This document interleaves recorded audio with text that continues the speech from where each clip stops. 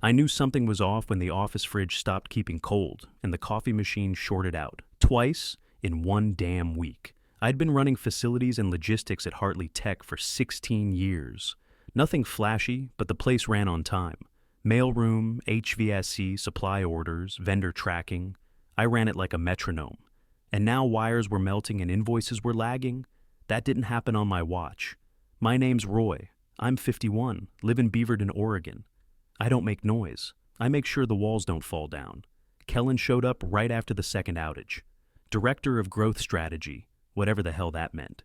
Early 30s, maybe? Smelled like lavender deodorant and startup failure. Said he came from San Jose, had some flash-in-the-pan app that got absorbed in a soft pivot. His shoes squeaked on the polished concrete. Fancy leather ones, not meant for actual work. First day, he strolls over and gives me one of those fake-friendly chin nods. "Morning, Chief. You the facilities big guy?" Then, without waiting for an answer, he launched into a 5-minute ramble about streamlining service infrastructure across departments. I just stared at him and said, "I make sure the doors open and close. Anything else, you'll need to file a ticket." Quick note. Before we start, how's your day going and where are you joining from? Next week, he was walking around like he owned the place. Clipboard, tablet, AirPods always in.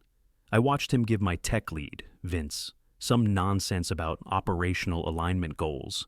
2 days later, Vince's task board went blank. No meeting, no heads up. Just reassigned with a calendar invite that linked to a growth sync file and nothing else. And people upstairs loved it. The CFO said Kellen brought energy. The CEO, who once ate breakfast with me every Friday at Lou's Diner, started quoting him in town halls. Said we needed modern vision. No one seemed to notice the guy didn't know how to run a supply order, or fix a copy jam, or even find the damn server room without asking twice. But I noticed. I saw every backhanded compliment. Every time he called me big guy with that smirk. Every calendar invite he forgot to send. Every meeting I got left out of. It was slow, but it was strategic. I'd kept this place together since Bush was in office, and this guy was acting like my whole department was a rounding error. Then I heard him in the break room with the CFO. "We need to audit vendor overlaps and streamline redundant ops." Translation? He wanted me gone. First thing he did was take Curtis, my guy in shipping for 11 years, and move him to something called logistical innovation. Sounds impressive, right? It wasn't. No team, no tools, no clue what his new title even meant.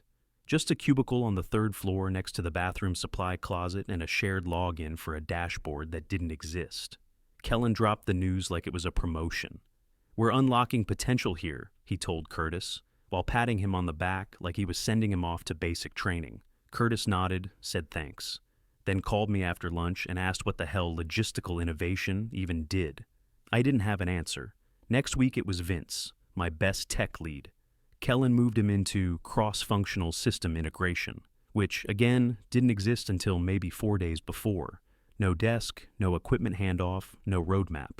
Just a new Google group and a Trello board with a single card, pending role development. I knew what this was.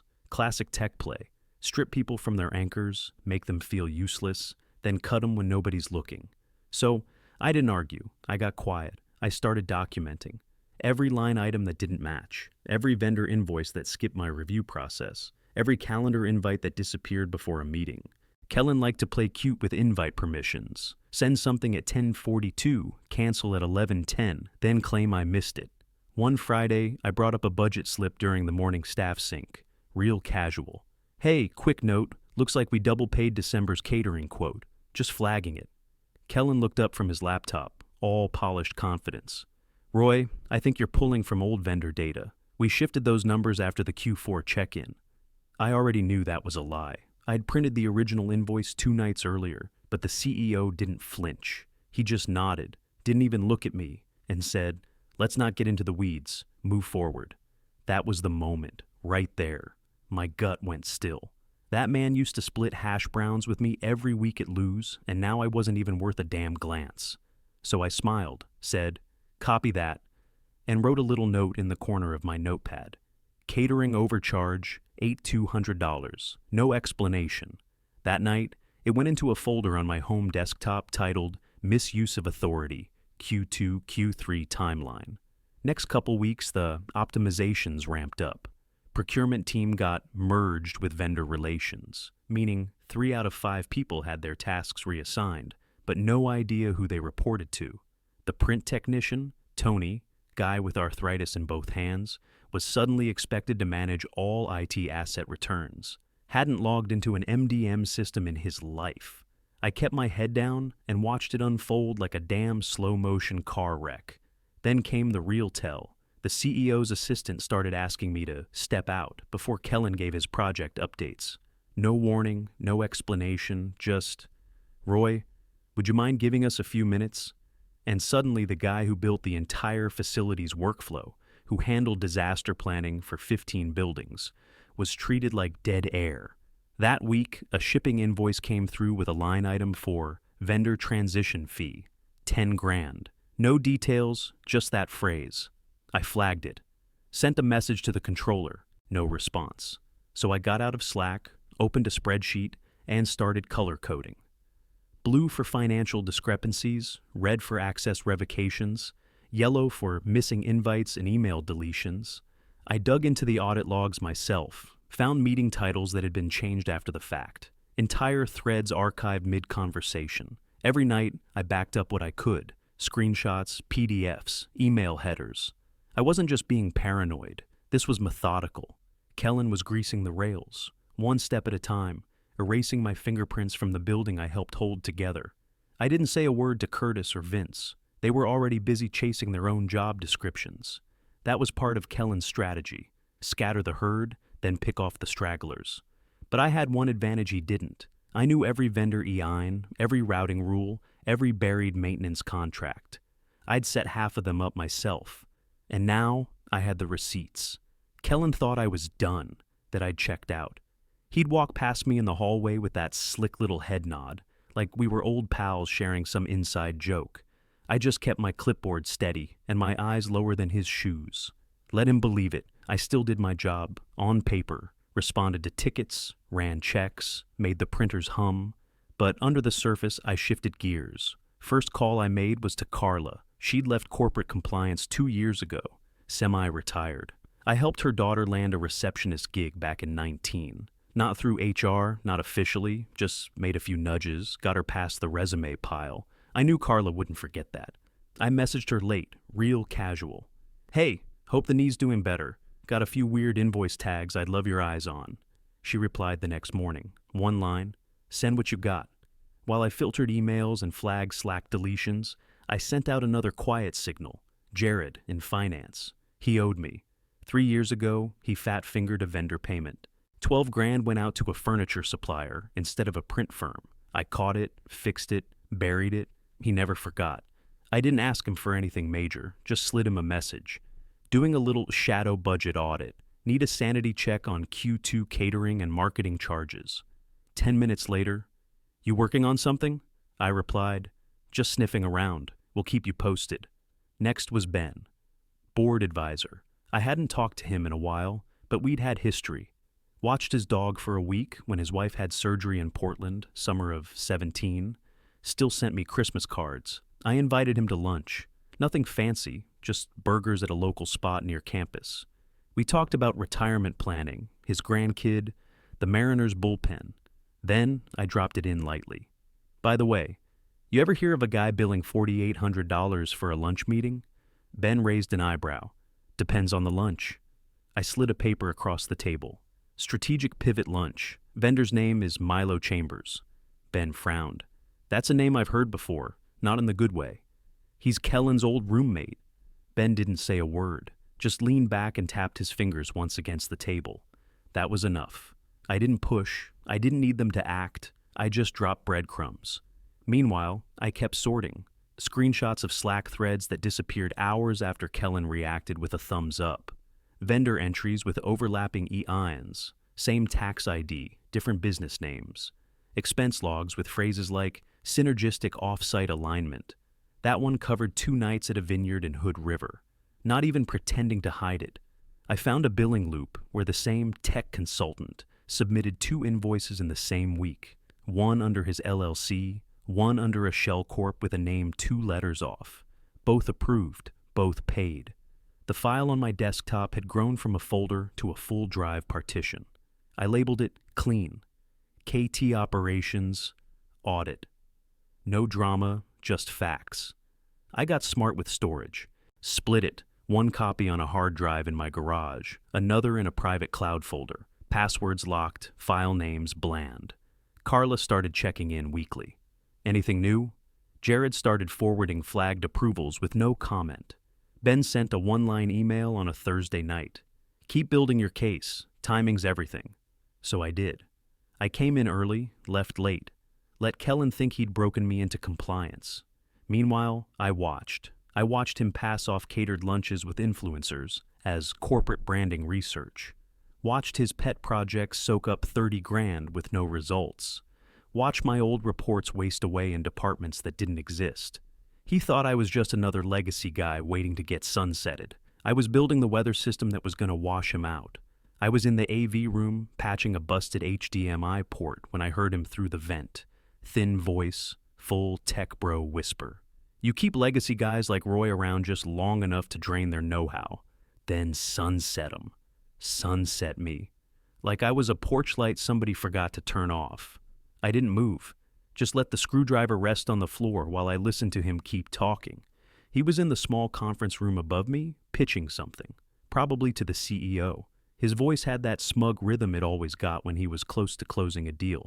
Not technical enough to challenge, not senior enough to protect. Clean exit, award him at the Gala, shift the optics. I finally knew. This wasn't just a squeeze play, he was grooming the story. Setting it up so when he pulled the plug, nobody blinked. Old Roy couldn't adapt, refused to embrace modern strategy. Difficult, bitter, dead weight. He wanted to fire me the same night I'd be standing under a spotlight, accepting a plaque. The disrespect was strategic.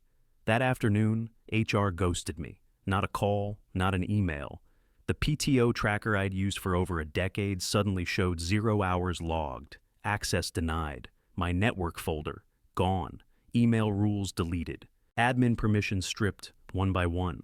By Thursday, I had guest-level access to a building I practically helped wire. I didn't say a word. I went home that night and backed up everything. All my files, all the reports, every thread I'd collected, every invoice I'd flagged, every Slack export and vendor form and buried approval code. 2 drives, one stayed in my garage, the other I slipped into a fireproof envelope and mailed to myself. Signature required, postmarked. I made the reservation the next morning. Carla, Jared, me, neutral ground, off campus, nothing fancy.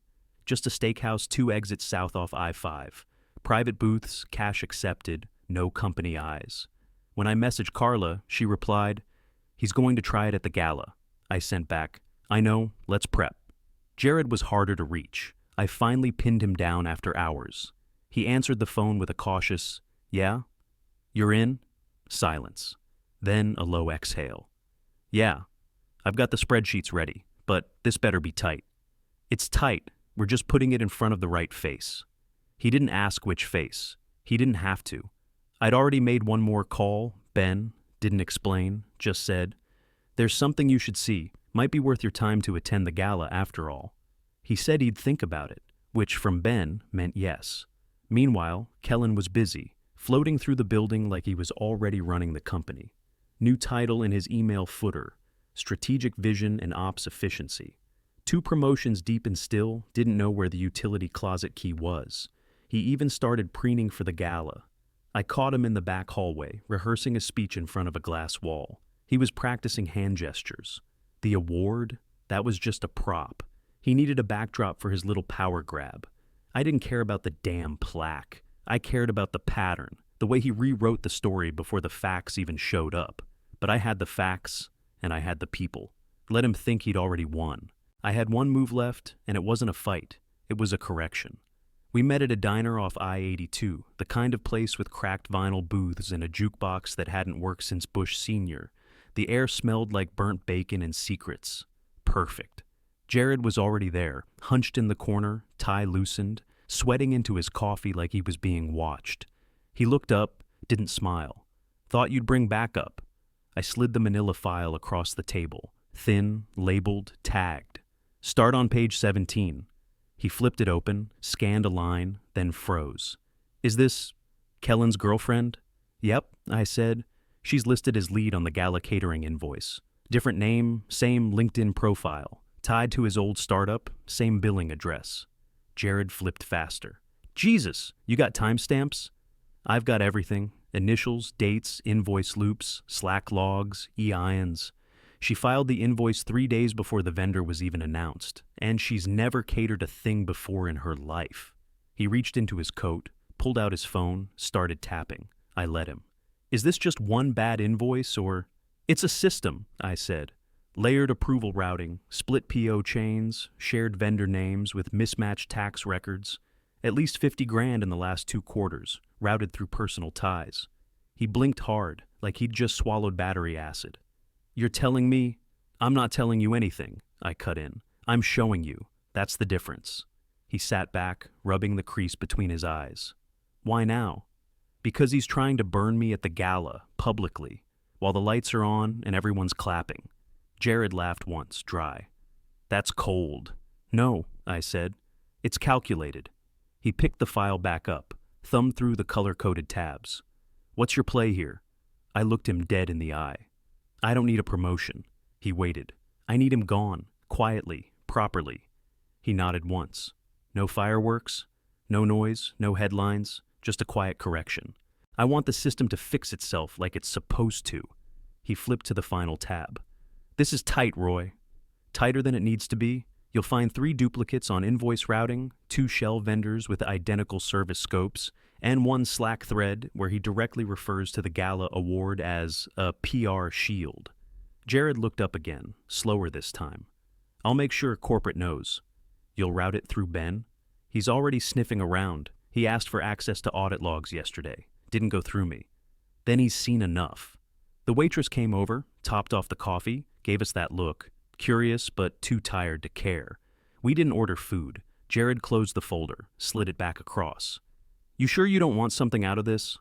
I want him out. I want the people who still care about this company to breathe again. That's enough. He slid the folder into his bag. You'll speak at the gala? If he tries it, I will. Jared zipped the bag shut. Then I'll be in the front row. Gala night reeked of overpriced finger food and fake grins.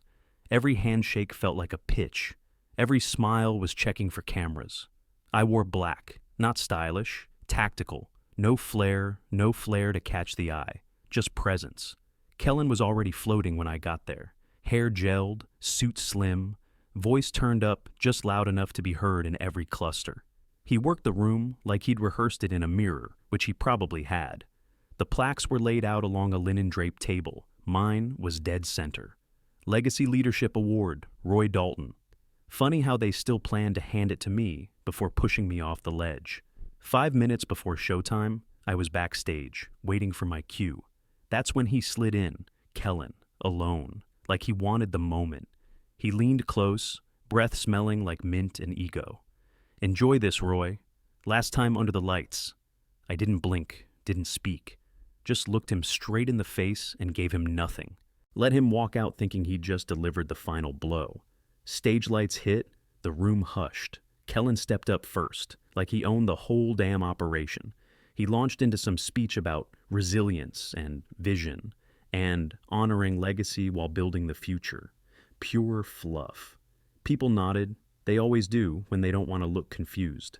Then they called my name. I walked up slow, took the mic, the real one, stage left.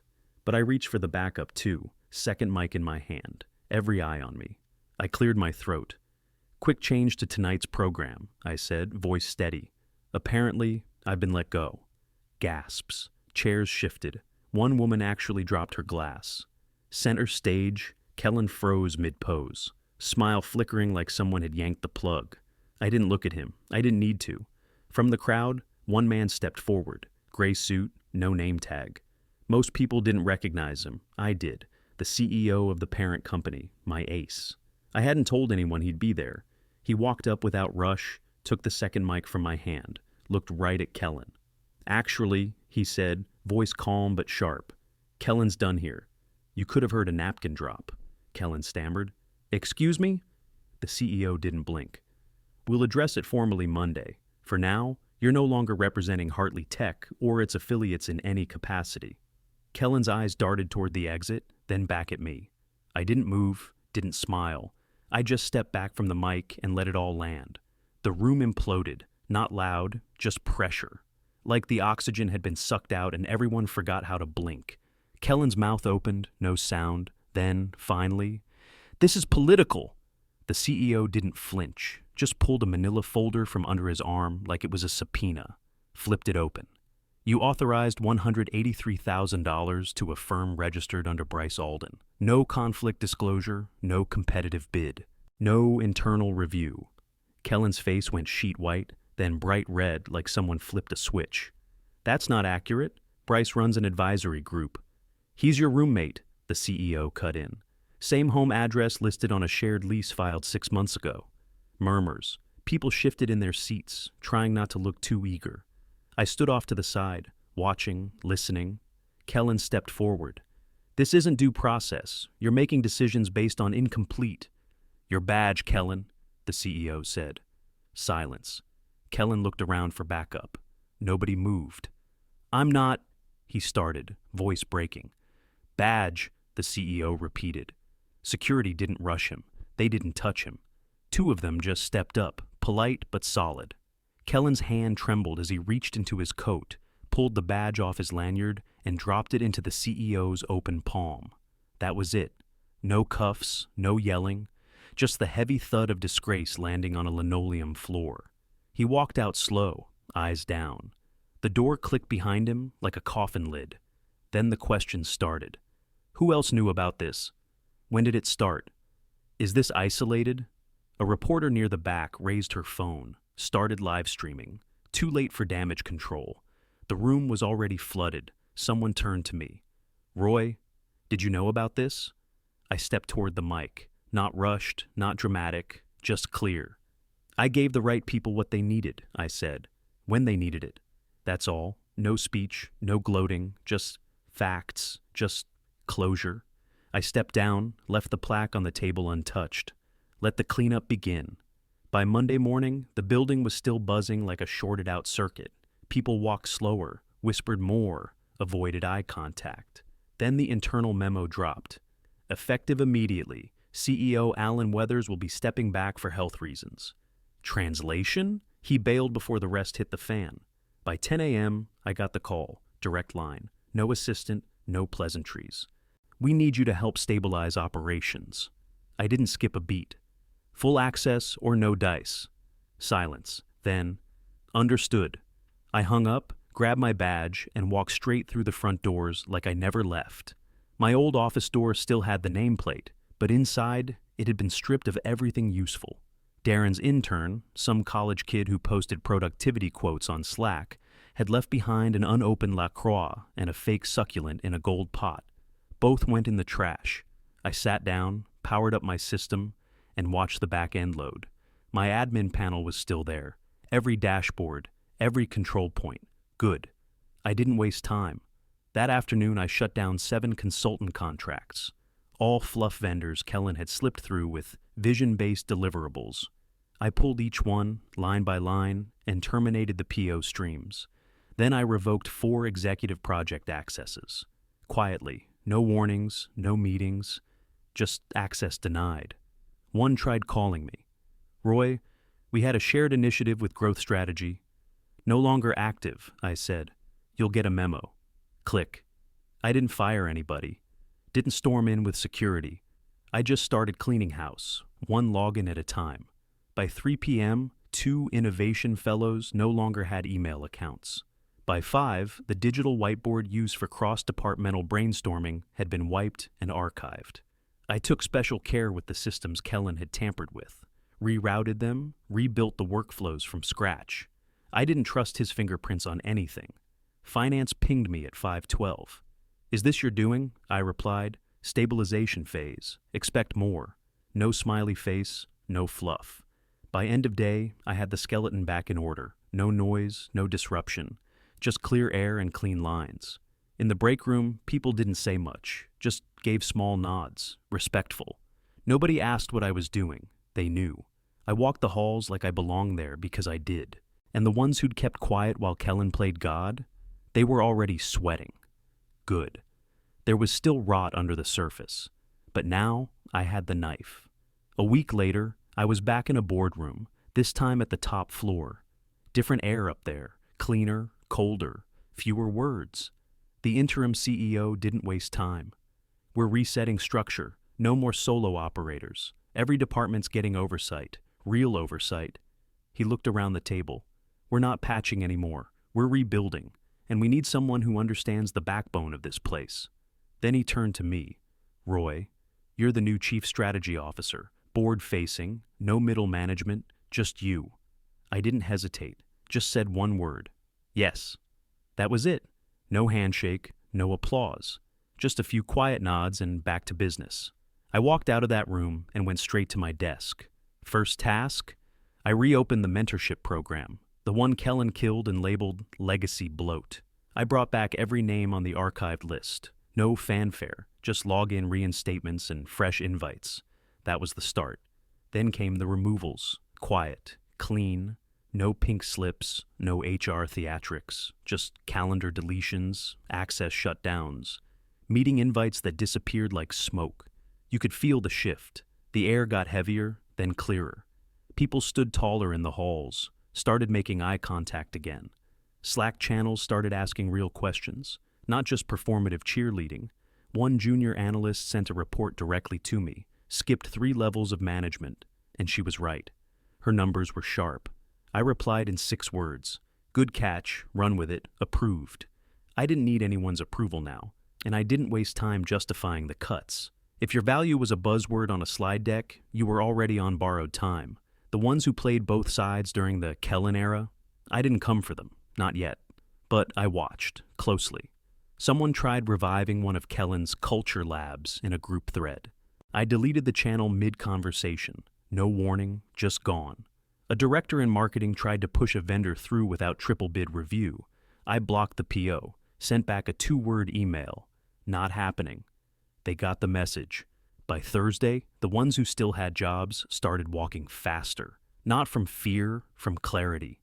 The confusion was over. They knew what mattered again. Nobody thanked me. They didn't have to. I wasn't there for thanks. I was there to correct the program. Conference room, end of Q4 planning, 12 people, no snacks, no small talk. Just laptops, dry numbers, and the kind of tension that only came from knowing too much.